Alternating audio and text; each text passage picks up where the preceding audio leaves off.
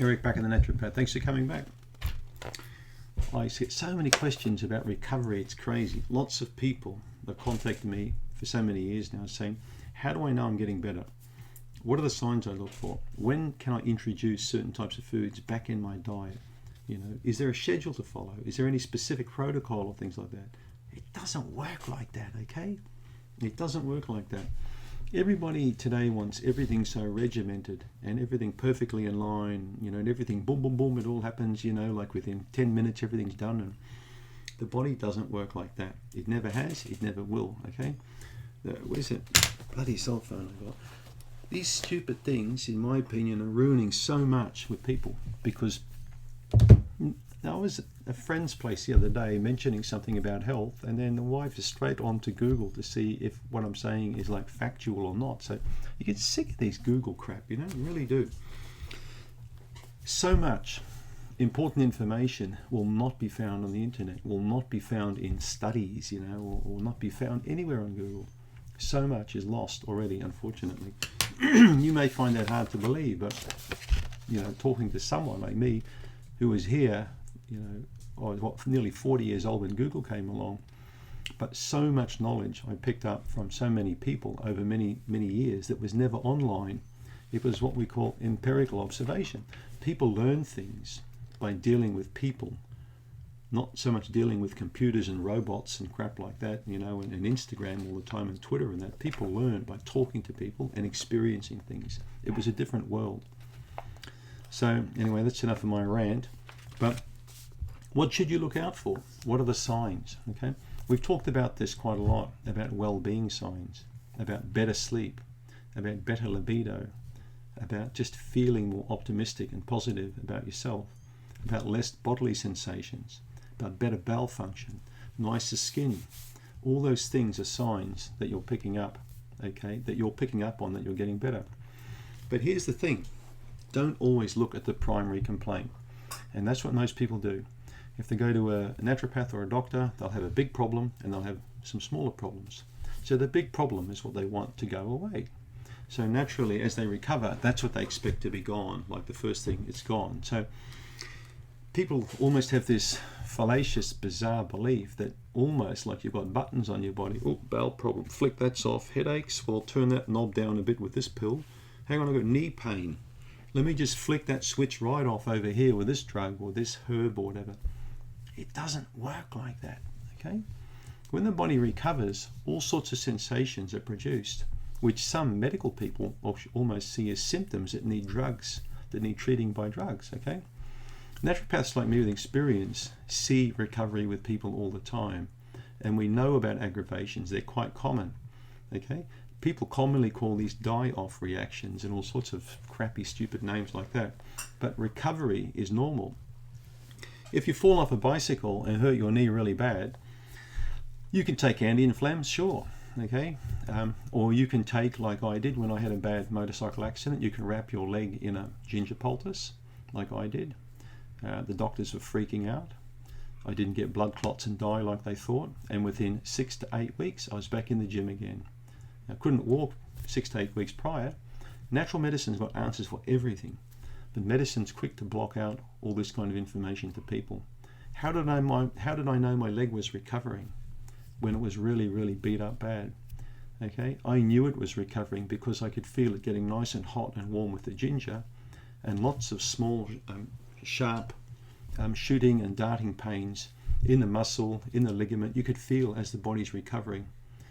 In my opinion, taking pharmaceutical drugs constantly over that period would have hindered my recovery, because it would have made me falsely believe I could get up and walk around when I should be lying on my butt in the bed, taking it easy to allow that tissue to heal. And that's what I did, and that's what allowed me to heal faster, okay? So what's that got to do with what I'm saying?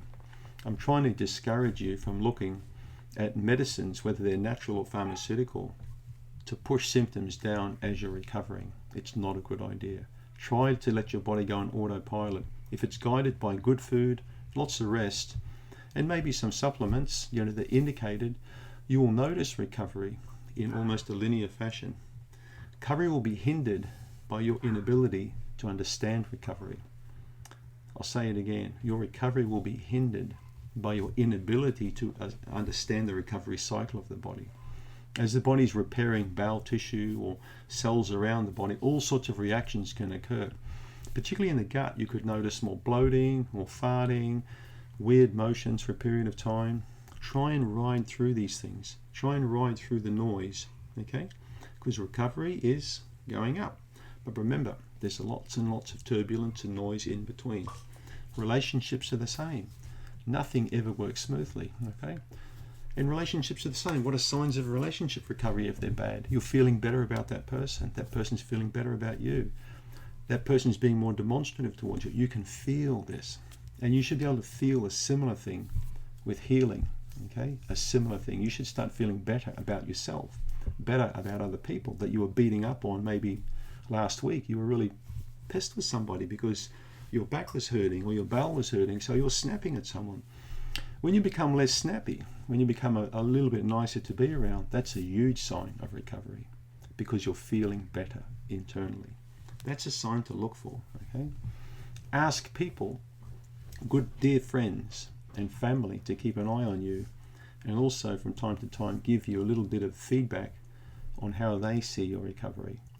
And when you do recover, you'll notice a lot of things, okay? Your increasing ability to engage with other people in a nicer manner, that's a big one. Your ability to expand your diet without aggravations, okay? The scope of your wellness will really increase. And that's just what I mentioned before. Sleep, okay, energy. Look for the key indicators, okay? How much power have you got when you get up in the morning? How well do you sleep at night without tossing and turning? All right? Key things. What's your appetite like? Are you losing too much weight? Are you gaining too much weight? What's the power in your body like, the vital force? That'll express itself on multiple levels, all right? Okay, so it's probably a little bit, to give you an analogy, to me, it'd be like a power tool I was using a few days ago. I was sanding something back and I've got a cordless tool. Now I'm using that tool, but I noticed that it's great at the beginning, but the performance was slightly dropping off and dropping off a little bit more, and I could see it and I could feel the performance was dropping off, and I thought, that's it, I'm going to stop. Put a new battery in, wham, full power again. Wow, this tool's working. The body's very similar. Okay, the power will drop off. And that's a sign also of recovery in the initial phases. As the body's cleaning up, power's going to come down. You'll feel crappy, you'll feel tired, and you might have bad breath and things like this. And then slowly, slowly, slowly, the body will generate more of that vital force. The energy will come up. The well-being will improve. The power tool's starting to work a little bit better now. So look for the indicators, okay? The classic indicators. People will tell you more about you often than you'll be afraid to admit to yourself, particularly very close friends who see you regularly. When they start seeing you in the well-being phase, in a sharp recovery phase, they'll say, wow, you're looking great today, you know, especially if they're honest people. And whereas maybe a month prior they could have said, oh, you're looking a bit tired, don't really look happy, what's up today? And you'll say, yeah, well, my gut's playing up and my bowel's not working, but you're not going to look really upbeat when everything's working better, are you? You're going to feel better, you're going to look better, you're going to act better, and you're going to think better. And all of those things will speed up recovery. And the pharmaceutical drugs, well, they're just band-aids that stop the symptoms. As soon as you stop that drug, symptom comes back and you feel like crap again. It's your call, basically. So when do you know you can put foods back into your diet again? Common sense, isn't it? I mean, think about the crappy foods you were eating, perhaps, that led you to the point where you had to take action.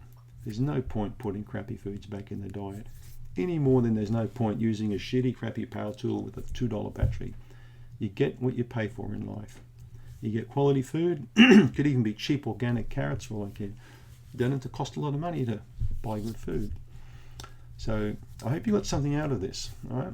Just a little bit of information out of this video to sort of make you feel that you can recover, and the foods can come back in slowly, slowly, slowly as your gut improves. I've made several videos on how to put foods back in terms of their importance. What are the important foods to put back in at the beginning, and then slowly, slowly, as you improve, you can put more back in.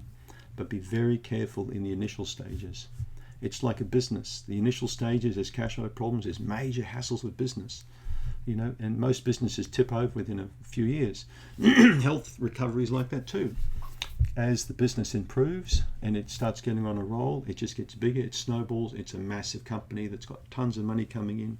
Health's the same, okay? It snowballs slowly, and all of a sudden you've got a massive amount of good health, and you've got a buffer there, like, cash, i.e. good health, to play with. Meaning that if you want to have some wine or some parties or drink some shit, eat some crappy food, you'll get away with it to a point.